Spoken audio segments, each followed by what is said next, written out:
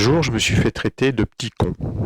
Alors, ça m'a pas choqué plus que ça, parce que un jour ou l'autre, je me dis qu'on doit tous l'être. Et puis, quelques temps après, je me suis fait traiter de gros con. Alors là, je me suis dit, j'étais devant une glace, j'ai regardé, j'ai dit, bah non, j'ai pas changé. Et donc, j'ai réalisé que, en fait, c'était pas lié au physique. Le mot con n'était pas lié au physique, il était lié à son comportement, à sa façon d'être. Et j'ai décidé de m'intéresser à ce mot con avant de devenir un vieux con, si ce n'est peut-être pas déjà fait. Si vous le savez, il y a énormément d'adjectifs différents pour le mot con.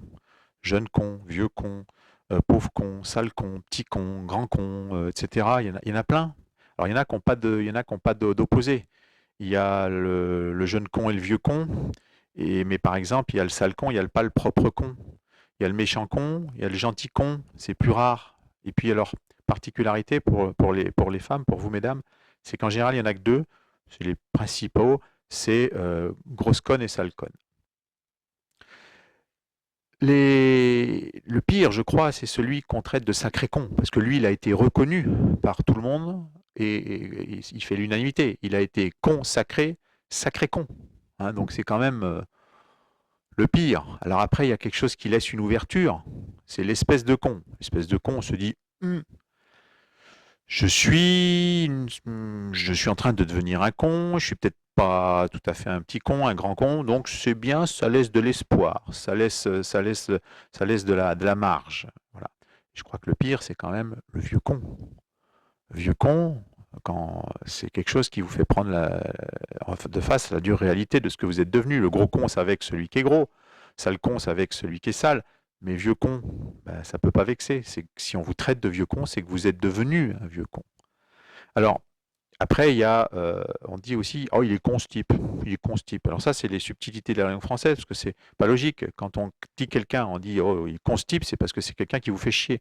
Et là, il n'y a pas de logique. Il peut pas vous faire chier s'il est con ce type. Con ce type, chier, ça va pas ensemble. Hein. C'est comme dans la police. Dans la police, on dit souvent, ouais, con de flic, con de flic. Et ça les vexe. Moi, je comprends que ça les vexe, c'est tout à fait normal. Mais quand on réfléchit bien, quand on a un souci, on appelle la police. Or, conflict, en anglais, bah, ça veut dire conflit.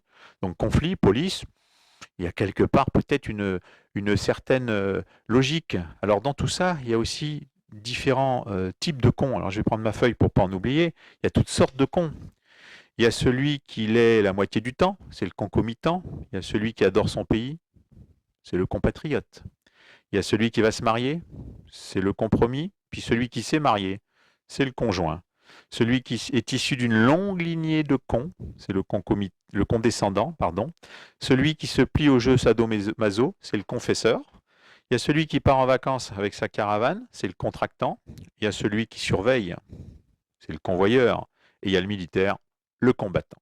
Il y a tous les mots qui parlent d'eux-mêmes, hein, le concours, le confin, le confort, le confrère, le congelé, le pote, le concentré, etc. Mais regardez, dans les enterrements, parfois on s'approche de la personne qui vient d'avoir un décès dans sa famille, on dit je compatis. Mais c'est pareil, c'est pas logique. On ne dit pas je compatis. Le con, il est au fond du trou, il est pâti. Le compatit, oui, ça c'est sûr. Donc il n'y a pas besoin de mettre je devant. Et puis, dans le milieu du travail, c'est pareil. Dans le milieu du travail, il y a la base, hein, les abrutis de base, les gens qui sont considérés par les autres comme étant un peu plus cons, puisqu'ils sont pas en haut, ils sont en bas. Puis au-dessus, il est censé y avoir les chefs, les intelligents, les plus forts que les autres. Eh bien, dans ce cas-là, c'est eux les compétents, alors, hein, quelque part. Alors, euh, à Marseille, il y a une autre connotation du mot con. Le mot con, c'est pas un adjectif ou un qualificatif. À Marseille, c'est aussi le sexe féminin, pour ceux qui ne le savent pas. Alors, peut-être moins chez les jeunes maintenant, mais chez les anciens, c'est le sexe féminin. Et c'est souvent associé à putain, d'ailleurs, au putain con. Alors, c'est logique, hein, une putain, un sexe, un putain con.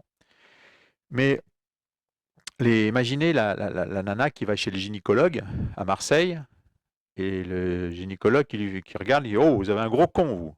La Marseillaise, elle va comprendre, ça veut dire qu'elle a un gros trou. Mais l'autre nana, elle va pas comprendre. Vous avez un gros con, elle va dire mais je suis pas mariée. Ou alors, oh, vous avez un gros con, mais comment vous le savez, vous le connaissez pas, mon mari. Hein, donc c'est un petit peu délicat. Puis d'ailleurs, ça me rappelle une histoire. C'est une nana qui va voir un gynéco, un docteur, il regarde, il fait oh le gros trou. Oh, elle est vexée, elle est vexée, elle est vexée. Alors elle va voir un autre médecin. Oh le gros trou. Elle en voit trois ou quatre comme ça, puis à chaque fois il y a oh le gros trou. Alors ça là. quand même, ça la vexe, quoi. Ça, je comprends pas. Alors, elle rentre chez elle, et puis là, elle veut comprendre. Alors, elle se met à poil, elle met une glace par terre, elle écarte bien les jambes au-dessus, et puis elle regarde pour voir. Et là, il y a sa coloc qui rentre, puis qui lui fait, qu'est-ce que tu fais là? Et là, elle est vachement gênée, la nana, et que ça, puis elle fait, bah là, je fais de la gymnastique, là. Puis il y a sa copine qui regarde, puis qui fait, ouais, fais attention de ne pas tomber dans le gros trou, alors, hein. Je vous disais qu'à Marseille, le mot con était associé au sexe, hein, et associé au mot putain. Et à Toulouse, hein, Toulouse, la ville rose, humide et ouverte, si ça vous rappelle rien, rose, humide et ouverte, hein, putain con. Toulousains, ils ont une autre expression. Eux, ils disent bout du con, bout du con, bout du. Et là, je me suis dit, tiens, pour un Marseillais, qu'est-ce que ça pourrait être que le bout du con? Alors j'ai réfléchi et je pense que finalement, pour un Marseillais, le bout du con, la logique veut que ce soit le clitoris, quoi. Alors, le mariage. Un mariage en soi, c'est pas con, sauf que pour les Marseillais, pour en revenir à eux, le con, c'est le mariage, donc c'est quelque part pour eux, c'est le sexe féminin pour l'homme, donc c'est le con promis entre les parties. Voilà.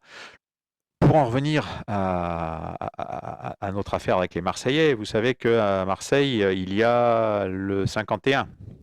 Le 51, c'est l'anis, c'est le Ricard, hein, ils aiment ça dans le sud-est. Et puis, il y a le 69, position sexuelle que tout le monde connaît. Alors, le 51, c'est avec l'anis, le 69, c'est avec l'anus.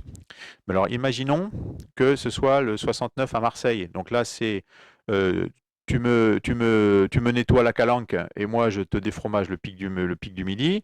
Et à Toulouse, c'est plus délicat, hein. Je te goûte le confit et tu me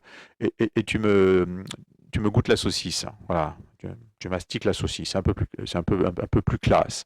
Mais sinon, si dans un 69, hein, et on s'aperçoit qu'il n'y a que la nana qui agit, que le mec fait rien, bah c'est peut-être ça qu'on appelle le consensus, en fait, hein. Voilà. Alors, je vais pas m'éterniser plus longtemps sur ce mot qui est très, très. On pourrait pas en parler pendant des heures, mais finalement, je crois que les plus comptent tous, c'est moi, c'est vous, c'est tous ceux qu'on appelle les contribuables. Voilà. Alors, j'espère que vous penserez à moi, vous penserez à moi, la prochaine fois qu'on vous traitera de con ou que vous entendrez le mot con. Merci.